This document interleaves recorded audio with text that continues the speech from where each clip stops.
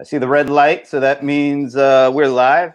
And this means it's another week of what I like to call BBC, the Brent Broadcasting Channel, not that other group, but they do pretty good too. So this is great. This is a great way to start the week because we're going to have a really interesting conversation around, this is such a timely topic around building culture and being able to collaborate effectively, particularly in times of challenge. And I don't think we've seen a time of challenge like this in all of our lifetimes. So this is really fun to talk about, but also important to talk about, and particularly from a business perspective. And so joining me right now is somebody you've probably seen me talk with before, a fellow graduate of the great University of Delaware. She's a blue hen. She's a fighting blue hen. She is Laurie McCabe from the SMB Group. Laurie, it's always good to talk with you. Hey, Brent, likewise. And this is a pleasure for me because this is the first time I'm getting a chance to talk to Mona Abou-Sayed, and she is from Mitel. She is the VP of Collaboration and Applications. So, Mona, first of all, it's just a pleasure to meet you, and thanks for joining me here. Thanks for having me. I'm looking forward to this. So, this is a conversation that couldn't be more timely, and this topic of culture and collaboration, particularly in times of challenge. And hopefully, once we get past the challenge, how are we going to be looking at collaboration and culture and how it impacts business? So I think it's just time to jump in and talk a little bit and really focus in on all the stuff. And I know, Laurie, you have a lot of data, as usual, that you like to bring to the conversation. So, Laurie, I'm going to turn it over to you to kind of kick things off. And I want to kick it off with this this graphic that you brought to the conversation to start things off with. Yeah, sure. I think, obviously there's more than one big shift going on here, but certainly this COVID-19 pandemic is one of the biggies.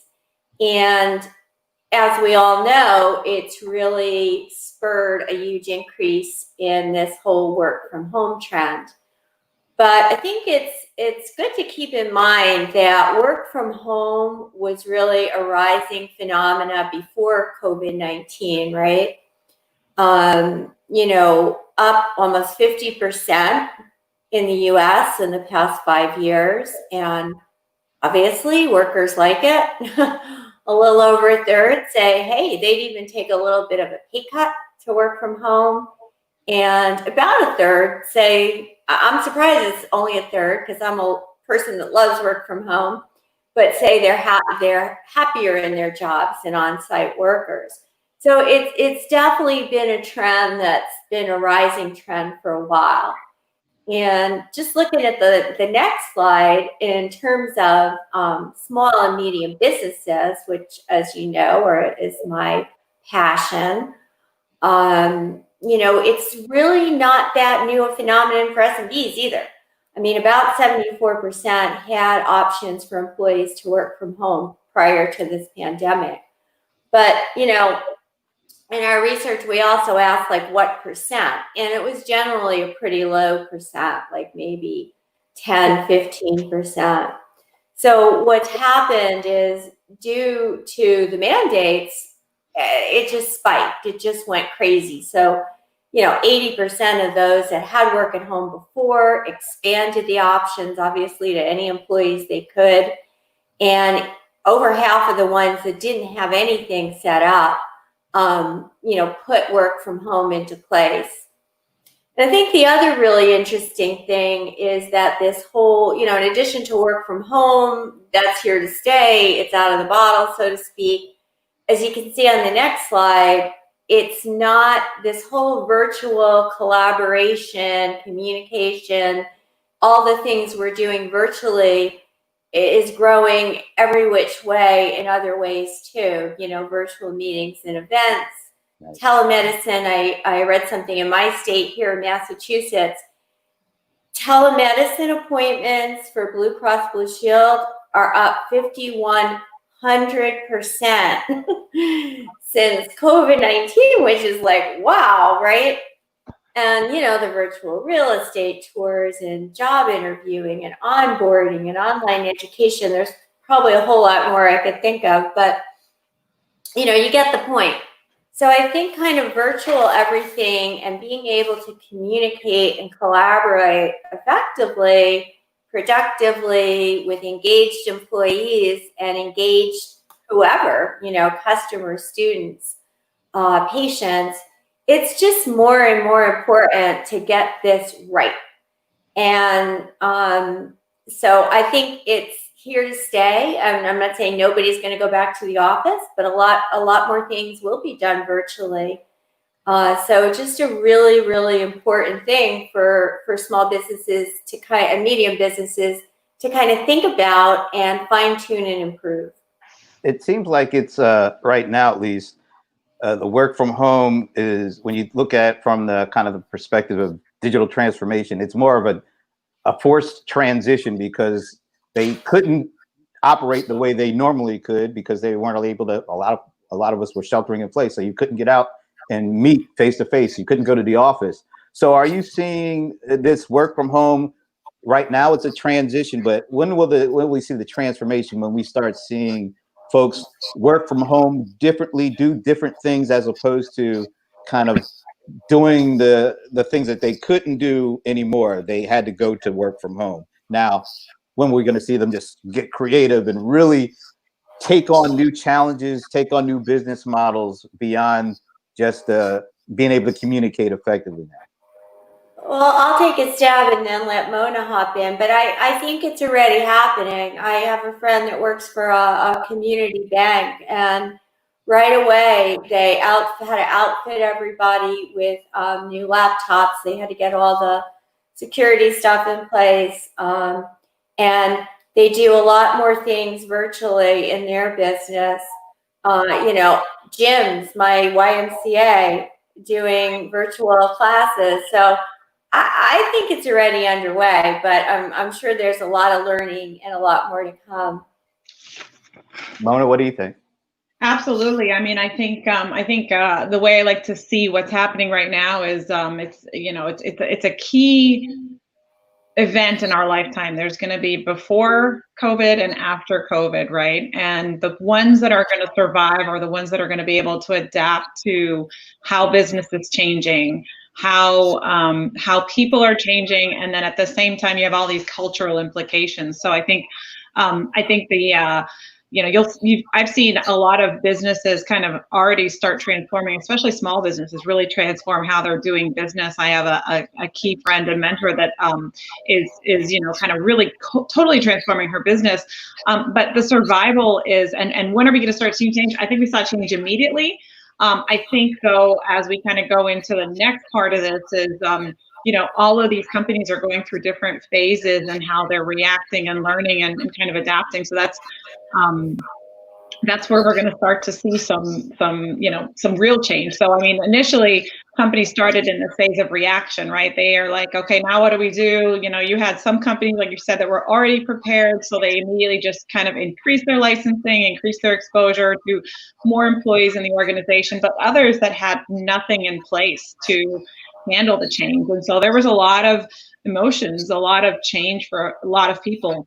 And then as things started to kind of, the big rush was past, people were mitigating, learning to figure out, how am I going to work in this new normal or next normal? How am I going to manage, having a child over here, e-learning right next to me, using up the bandwidth that I need to have a meeting, just getting this whole work-life blend. And that's when you started to see, I think, a lot of stress in the in people, right? People are, the workday has suddenly extended and encroached upon lunchtime and breakfast time and even dinner. And, there doesn't seem to be an end to the day. And then, we're kind of moving into this reassurance phase where we're realizing, we're just going to have to learn to adapt. And this is how we want to be able to move forward in business, and this is how we need to support our employees from a reassurance standpoint. We're planning now, how are we going to survive in the future? And then finally, we're going to be in this recovery period over time. But I think we're somewhere kind of in between these mitigation and reassurance, depending on where you were in the journey already. You know, Mona, I love this chart because I think it really captures the way a lot of people think about this and are moving through this. And I mean, we're already seeing so many companies, and not just like the Googles and Facebooks or whatever, saying, okay, you know, we're going to extend work at home for a significant amount of time. I mean, this local bank that I mentioned before, a lot of these employees, they've decided, they've learned, hey, they can do their jobs at home. And so they're planning right now, I think they're kind of in that reassurance phase you mentioned. They're planning, how do we, you know, maybe rethink some of our applications, security, infrastructure kinds of things, so that we can really do this better, you know, not just in that react kind of way we started with. Absolutely, and I'm finding so many more creative creative solutions just from my social circle, right? I have someone in my social circle that has, you know, newborn child, and they were planning as you know, before this, and they were going to be heading back into the office and daycare, and all of a sudden they found themselves trapped at home, both working full time with a newborn baby and no childcare. And you know what they told me exactly is, well, there's no such thing as a work day anymore. We have work that needs to get done, right? It's not a place, it's not a time. Work is an activity. We get it done when we get it done, and as long as you're getting your job done. So it's a complete mindset change. You know, this time card concept and this, you know, where are you? Are you actually in the office? It's totally changed. So it's not even just work from home. It's work from anywhere. It's work from where you need to be. Right, which has all those cultural implications, I think. Yeah, exactly. I think it's really interesting to see, you know, how, you know, not only if you look at, you know, we've had to adjust business, thinking about how am I adapting my business to digitally enable different interactions, focusing on, you know, phone and virtual business practices wherever necessary. Training, you've still got to onboard. You still got to train your customers. You've got to train your partners. You've got to train and onboard new employees, which is a really big change when you never can interview people in person during this time of change. And then finally, the last piece is just now you've also got this manager-employee relationship, and how are you going to start to coach people in these environments? And you know, without that personal face-to-face interaction, it's kind of retraining a lot of people to think differently. Hey, which one of these areas do you think small businesses are going to be most challenged by?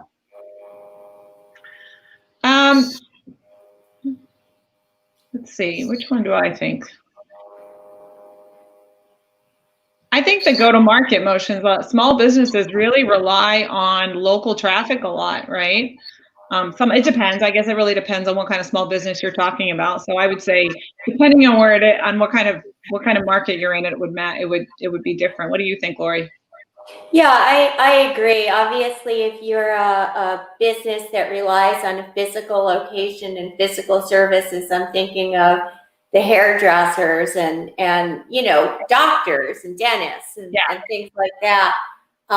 You know, you're going to have to figure out what goes on online and virtual well and what doesn't. You know, obviously, if I have a skin rash, I can show that to my dermatologist.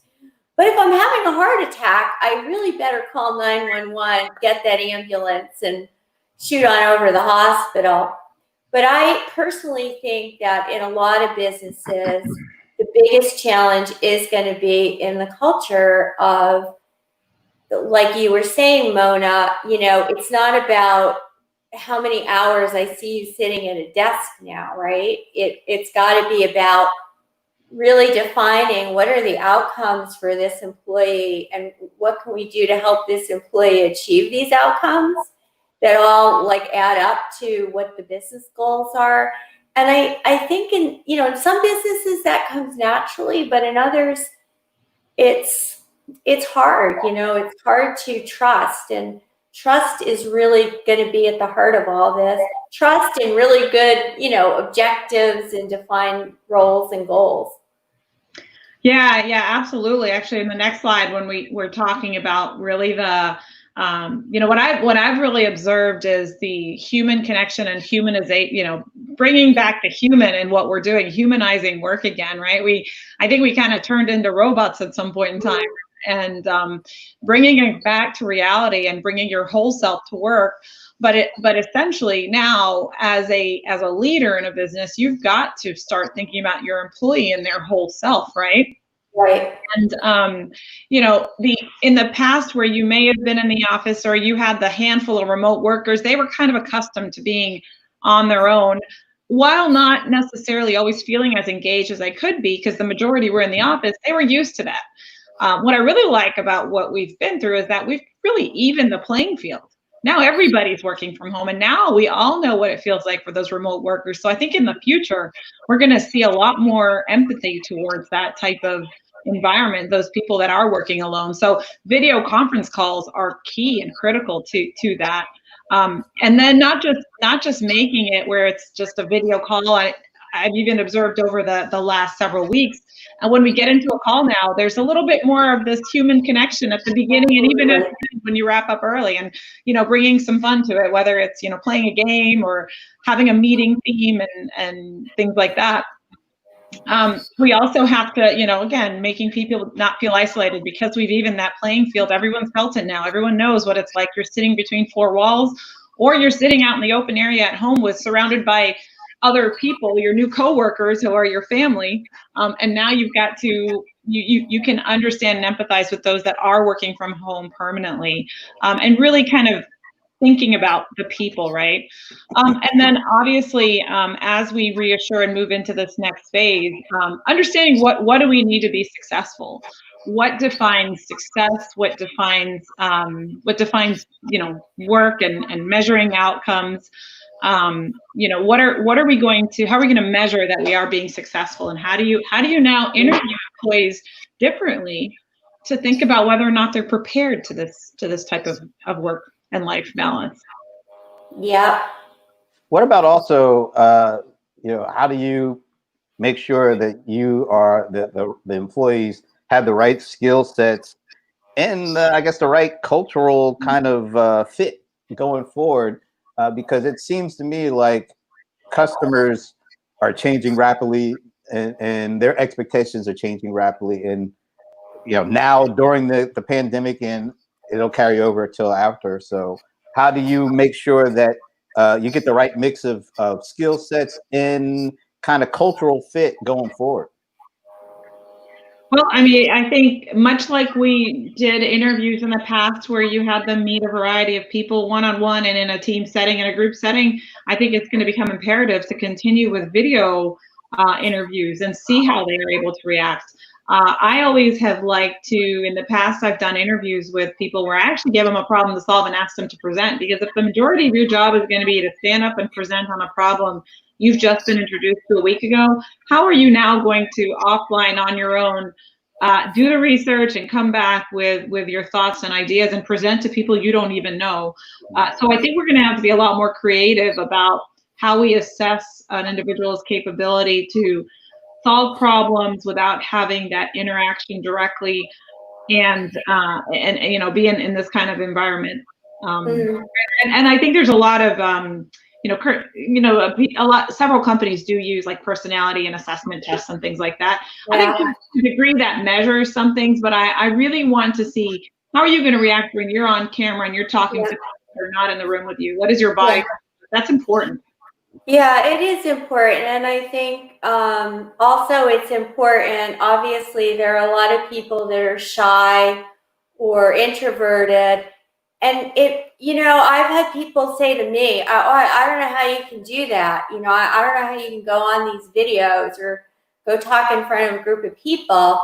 And, some of us are very comfortable, others aren't. And so there probably needs to be some kind of help so that the people that are just not, they're just shy or more introverted, but they're really good at doing their job, other than being on a Zoom or whatever kind of online meeting, they can do that comfortably and do it well and let their skill set shine through.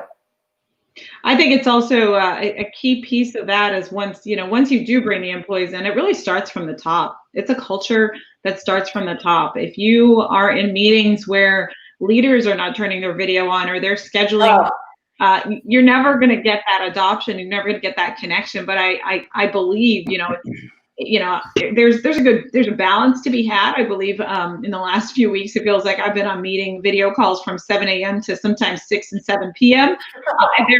The video fatigue is real. And so it's okay and acceptable. I don't think we need to shame people when they have to turn their video off. That's okay. Right. But I think we need to encourage it by just humanizing it. And one thing that I've actually noticed is I get in calls sometimes and somebody's kind of frantic and they're like, well, my baby's crying, and pick up the baby. It's okay. Yeah. Pick up the baby. I've met dogs. I've met babies. I've met houses. It's great. I've seen tours of some people's homes. We've got to kind of add this human piece. And when we all become real, right? We're real humans. We bring our whole self to work.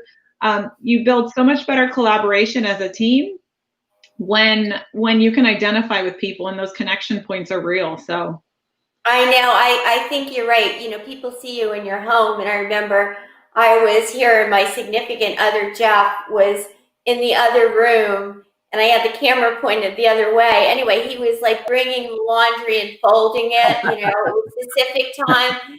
Somebody's like, who's that man in the background folding your laundry? Bring him here. Hey, that's life, right? That really is. It is, yeah. All right. It's a good thing he's folding the laundry. Absolutely. Why not? Let's go and I want to go take Mona to this Band-Aid reaction technology strategy, because you got to talk us through this thing here.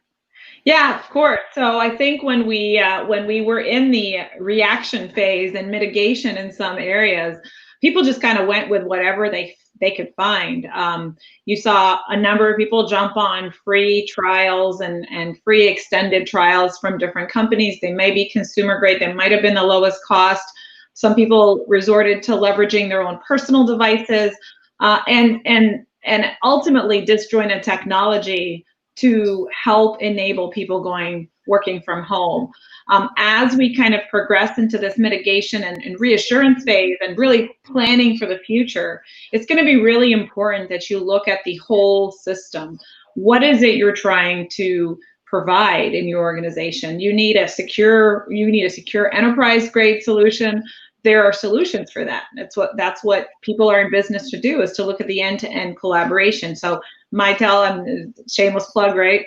Seamless communication and collaboration. We're thinking about how do you quickly transition from all the collaboration needs that you have, whether it be within our own technology or even connected and integrated with other technology. So it's really important for the future that you realize and recognize what you've put together might be that Band-Aid solution. In our world, in my world, when I think about bringing in, video meetings, I think about real use cases. I may be on a chat with one of my employees, and then we realize that, this is going to be a much easier conversation if we escalate this to a video call. By the click of a button, I can quickly get to a video call with my employee, because we've thought about that entire use case end to end within our suite of products. So it's really important to think about how connected that technology is going to be for the future, or else you're not going to get the adoption you want to see. In our future world, like Laurie said at the beginning, we're going to see more and more people working from home, and you're going to see a bigger push to drive business decisions and communications with that collaboration technology. How it all comes and fits together is going to be key. You can't shout over the cube every time now anymore. Right.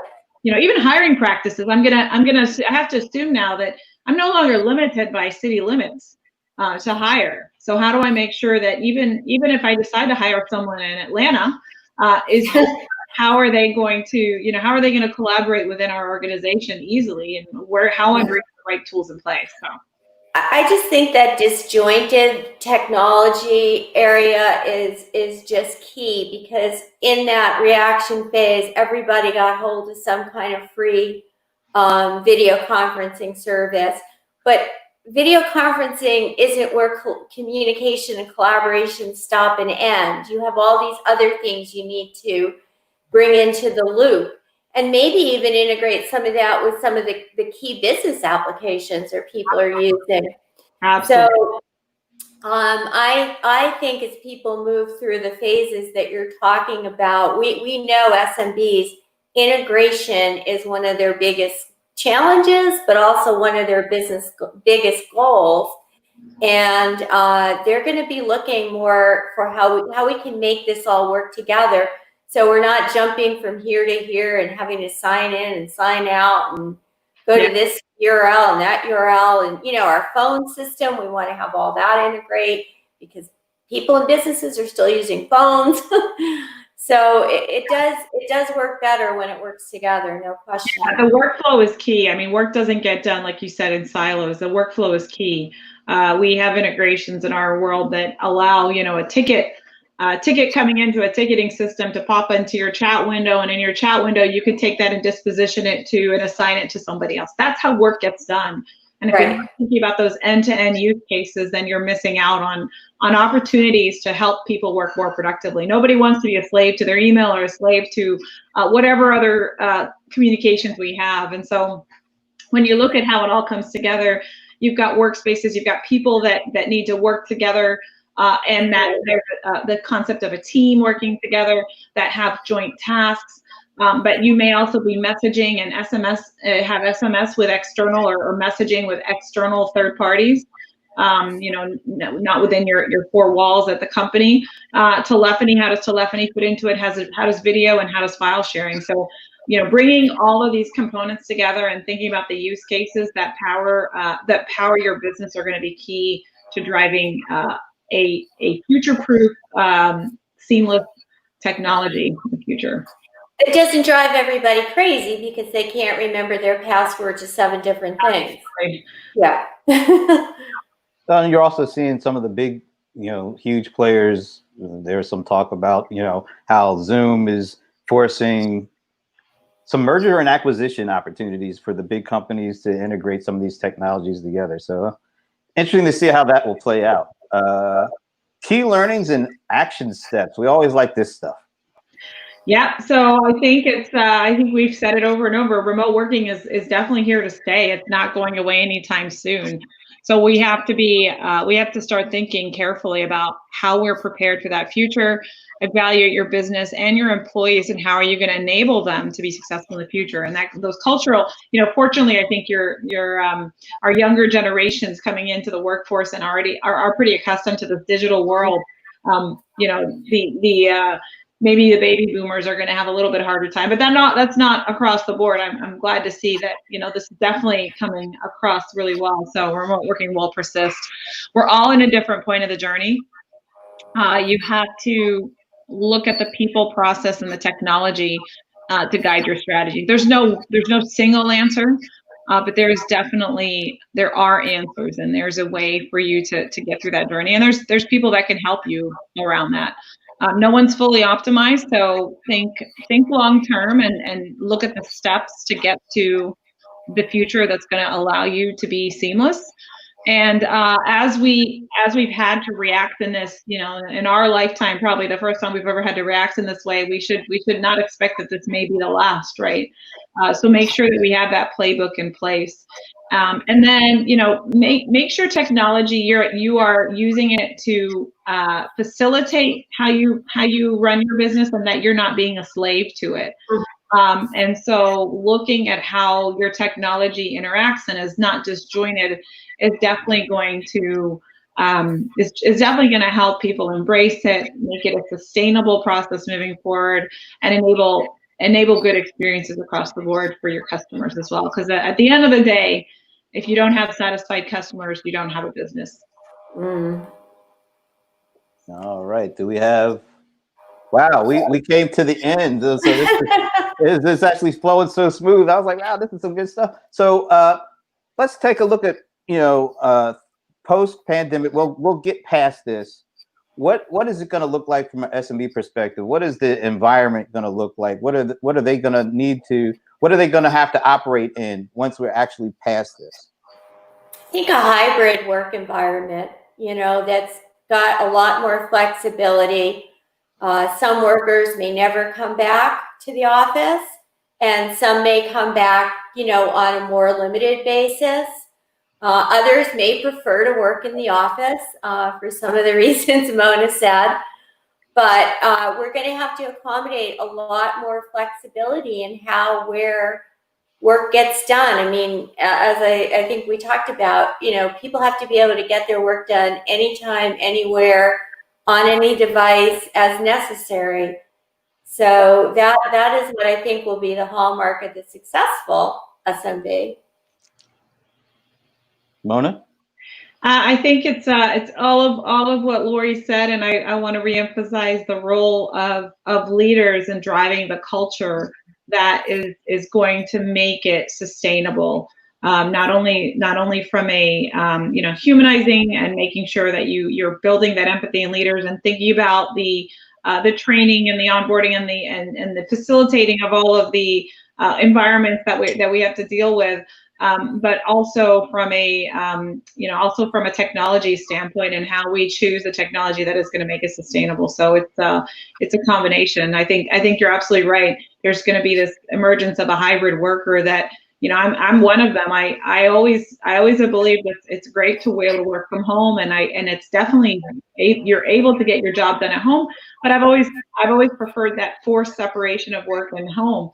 And as I've had to progress over the last several weeks, I've realized that, with the right boundaries and the right limits, I can make it work really well as well too. So we're all kind of coming along this journey at a different pace. All right, so this is the $64 question. That's it. That's all I can afford right now. So we know what small business was like pre-COVID. Is small business post-COVID going to be on par with what it was before, or is it going to be a little worse than what it was before? Or do you see there's a bright future, and even a brighter future than before COVID happened? Brighter, absolutely. Out of every, if you think back to the Great Recession, out of every downturn, so much great stuff, so much innovation rises to the top. Right? And small business and entrepreneurs are the innovators. And I got a bunch of things I've been reading about all these people building new innovative businesses that, tap into some of the things going on today. And I have no doubt in a few years, we're going to look back and say, wow, this was one of the most innovative periods ever. Completely agree. I think necessity is the mother of invention, and if we always do what we've always done, we're going to get what we've always gotten, right? And you need a forcing factor sometimes to reinvent and innovate. I've seen so many, like I said, small companies think very differently, and we will look back at this and realize that life was forever changed. That's for sure. And I think there's definitely an opportunity for the better. And, I think it's also key to, even in, everything from personal and social aspects to business aspects, we're going to really think differently about what is the most important, right? Maybe travel in some sectors was excessive for I really need to travel, right? Maybe I have a completely new way of thinking about things. And so, yes, we're forever changed after this. And the other plug I'll put in for SMBs is that smaller businesses have to pivot more quickly. They just don't have the cash flow to sustain if they can't, right? And so part of that is a forcing function, but also part is that they're closer to their customers anyway, usually. And so, they've got that ear to the ground and are listening and really tuning into the things that they're going to need to do a little bit differently, maybe to make the customer really want to buy from them in a different kind of environment. That's right. Wow, this 30 minutes went by real quick. But before we go, could each of you tell us where we could go and find out and learn more about some of the things that we just talked about? Mona? Sure, Mitel.com. We have an entire campaign and resources for our customers and our partners around remote working, and how you can leverage all our solutions to drive better remote working. And so yeah, lots of information on Mitel.com. And Laurie McCabe, you can find me at Laurie McCabe, or I have a blog there in my Twitter, and also at SMB Group and our SMB Group website. And we're doing a lot of stuff in this space, in the work from home and the whole SMB and COVID-19 area.